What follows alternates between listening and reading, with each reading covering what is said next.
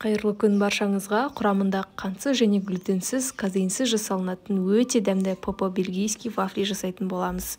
Ол үшін лайк басып, комментарий қалдыруды ұмытпаңыз. Және де дәл осындай видеолар қызық болса, менің каналыма тіркелуді ұмытпаңыз. Және де төменде менің инстаграм парақшам белгіленген.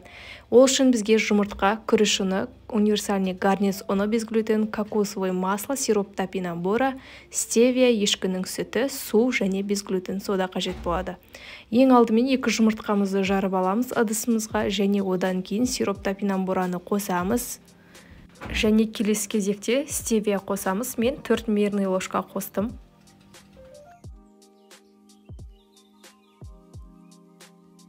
Және кокосовый масланы қосып, массамызды кішкене араластырып аламыз.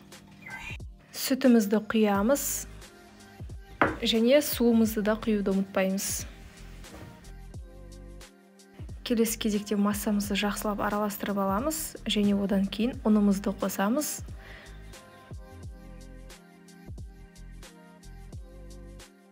Және без глютен содадан жарты шай қасық қосамыз.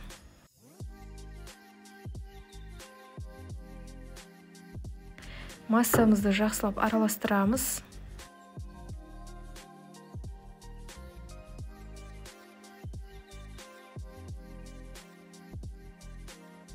Массамыздың консистенциясы дәл видеодағыдай болу қажет, және де алдын ала вафельницамызды қыздырып аламыз.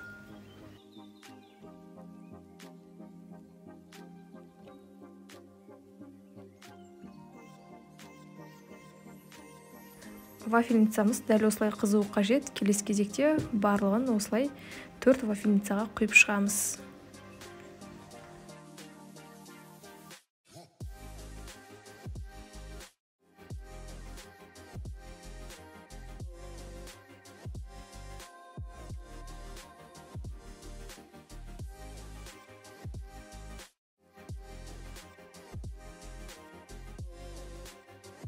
Мендегі вафлилер дәл осылай әдемі жұмсақ болып пісті.